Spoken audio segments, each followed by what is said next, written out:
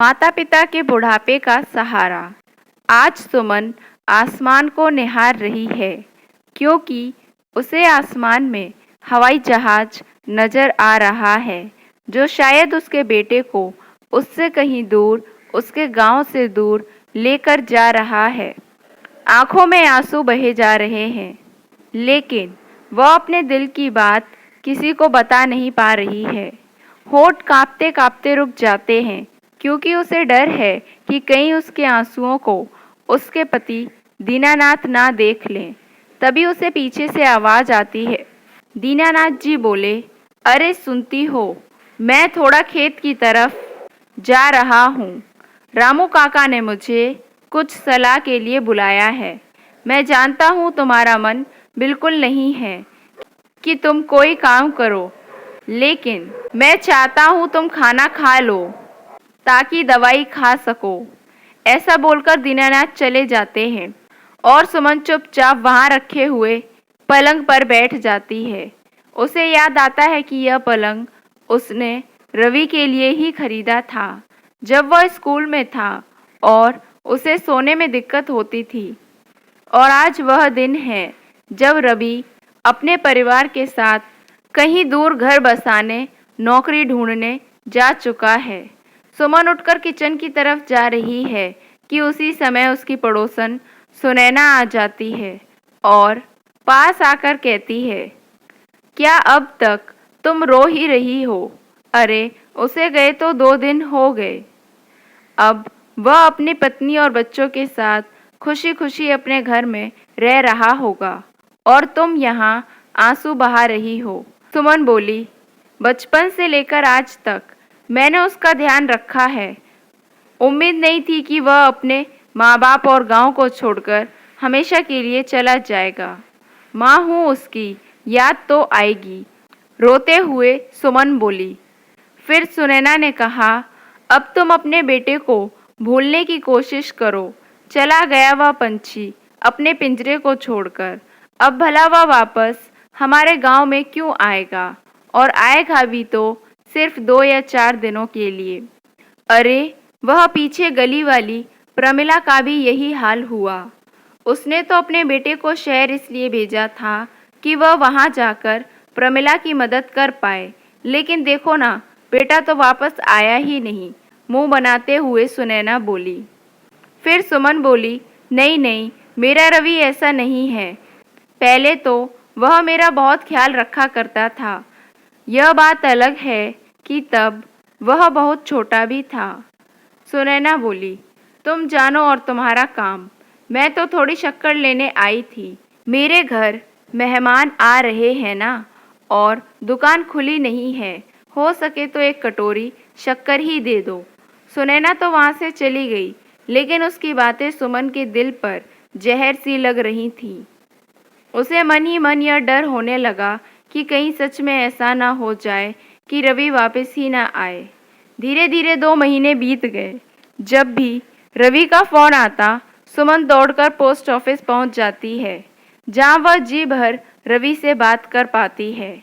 आज भी रवि का फोन आया। रवि बोला, कैसी हो माँ? तुम्हारी तबीयत कैसी है? सुमन बोली, हाँ हाँ बेटा, मैं बिल्कुल ठीक हूँ। बस तेरी आवाज़ सुन लेती हूँ ना, दिल को सुकून मिल जाता है। यह बता, बहू और बच्चे कैसे हैं? रवि बोला, सब कुछ अच्छा है माँ, और पता है तुम्हारी बहू ने बिल्कुल तुम्हारी तरह आलू के पराठे बनाए, जैसे तुम मुझे बनाकर खिलाया करती थी। बिल्कुल वही स्वाद। मुझे तो ऐसा लगा कि अब तो मैं इतना टेस्टी पराठा यहीं खा पाऊंगा। सुमन उदास होते हुए बोली, चलो अच्छा है, अब तुझे मेरी याद नहीं आएगी। अब तुम सब यहाँ कब आओगे? रवि बोला, माँ बार बार हमें आने के लिए मत बोला करो, क्योंकि अब हमारे पास टाइम नहीं है कि दिन भर दौड़कर आपके पास आ जाएंगे और आपकी सेवा करते रहें। यहाँ अपने बच्चों का एडमिशन भी करवाना है और मुझे अपनी नौकरी की वजह से समय भी नहीं मिलता है। अब मैं फ़ोन रखता हूँ, जब समय मिलेगा तब करूँगा। रात होने पर सुमन दीनानाथ से पूछती है, बहू ने अगर मेरी जगह ले ली हो तो भला मेरे बेटे को मेरी याद क्यों आएगी? अब लगता है कि बुढ़ापा ऐसे ही बिताना होगा। उदास होते हुए सुमन बोली। फिर दीनानाथ बोले, सही कहती हो। अब तो रवि का ज़्यादा फ़ोन भी नहीं आता और वह अपने काम और परिवार में ही व्यस्त रहने लगा है। इधर रवि को अपनी माँ और बाबूजी की बहुत याद आती है, लेकिन अगर वह अपनी पत्नी को बोलता तो उसे बुरा लग जाता है। एक दिन अचानक रवि और उसकी पत्नी का झगड़ा होने लगा। रवि बोला, तुमसे मैं नाश्ता बनाने के लिए कहता हूँ तो वह भी तुमसे नहीं होता। मेरी जो नौकरी थी वह भी छूट गई है। अब मैं नई नौकरी के बारे में सोच रहा हूँ। मैंने माँ से झूठ भी कह दिया कि तुमने बहुत अच्छा आलू का पराठा बनाया है। उसे कितना बुरा लगा होगा। रवि की पत्नी रश्मि बोली, अगर तुमने ऐसा कहा है तो मैंने तो नहीं कहा था ना। मैंने अपने जीवन में आज तक आलू का पराठा नहीं बनाया है। मेरे पापा के यहाँ तो मैं बड़े ऐशो आराम से रहा करती थी। मुझे तो वहाँ किचन में जाने की ज़रूरत ही नहीं थी। लेकिन फिर भी मैंने तुमसे शादी की क्योंकि मुझे लगा कि तुम मेरे लिए परफेक्ट हो, ताना मारते हुए रश्मि ने कहा। फिर रवि बोला, अरे मैं तो अपने माँ बाप के बुढ़ापे का सहारा था, पर तुम्हारी वजह से मैंने अपना गांव छोड़ा और शहर में आकर नौकरी ढूंढने लगा। रश्मि बोली, तुम बात बात पर मुझे ताना मत मारा करो। तुम खुद चाहते थे अपने माँ बाप को छोड़कर यहाँ आकर बस जाओ। अब तो रवि और रश्मि के झगड़े बढ़ते ही जा रहे थे। रवि घर में भी फ़ोन नहीं करता और अगर घर से माँ बाबूजी फ़ोन लगाते तो रवि काम का बहाना करके टाल देता।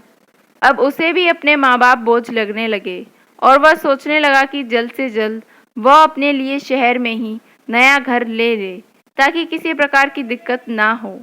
अब सुमन और दीनानाथ दुखी रहने लगे क्योंकि वह समझ गए थे उनका बेटा वापस नहीं आएगा और बुढ़ापे का सहारा नहीं बन पाएगा। एक दिन अचानक दीनानाथ जी को एक उपाय सूझा और उन्होंने खुश होकर सुमन को बुलाया। सुमन बोली, क्या बात है जो आज इतना खुश हुए जा रहे हो? दीनानाथ बोले, तुम्हें याद है हमारे घर के बगल में 4 कमरे हैं। वैसे भी वहाँ पर कोई नहीं रहता और हमने उसे इसलिए बनवाया था कि हमारा बेटा अपने परिवार के साथ वहाँ आराम से रह सके। लेकिन अब वह यहाँ नहीं आएगा और इसलिए मैंने सोचा है कि क्यों ना हम उन कमरों को स्कूल और कॉलेज में पढ़ने वाले बच्चों को किराए से दे दें ताकि हमारे लिए वह बुढ़ापे का सहारा बन सके और उनकी बदौलत ही हम आगे खुश रह सकें। सुमन बोली, अरे वाह, यह तो बहुत अच्छी बात कही आपने। ऐसे में उन बच्चों का सहारा मिल जाएगा और उन बच्चों के कारण हमें बुढ़ापे का सहारा मिल जाएगा। लेकिन कल को अगर रवि यहाँ आ जाए तो हम उसे क्या जवाब देंगे? सोचते हुए सुमन बोली। दीनानाथ जी बोले, जो रवि स्वार्थ के लिए हम बूढ़े माँ बाप को छोड़कर दूसरे शहर में जाकर बस गया और अब तो हमें वह पूछता भी नहीं, ना ही फ़ोन करता है, ना यहाँ आना चाहता है। हम उसके लिए कब तक राह देखते रहेंगे? उन मासूम बच्चों के कारण ही हम खुश रह सकेंगे और हमारा घर भी खुशहाल रहेगा।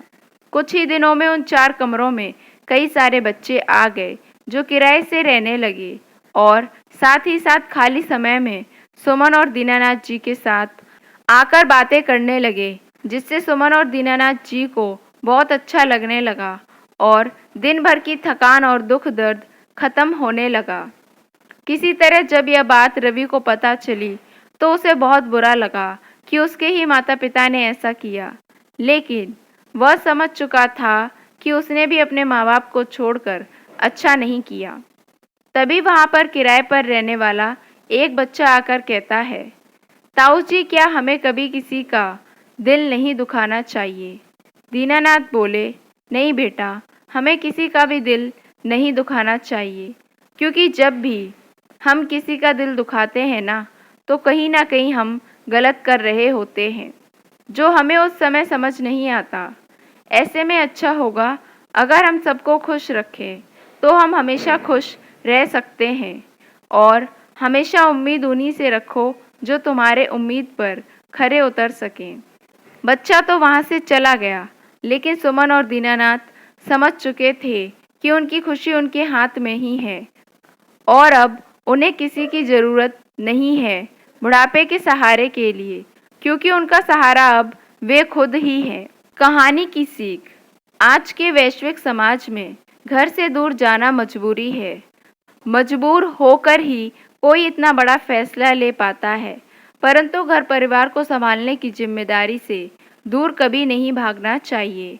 अपने आर्थिक लाभ के लिए घर से दूर जाने में बच्चे की कोई गलती नहीं होती है।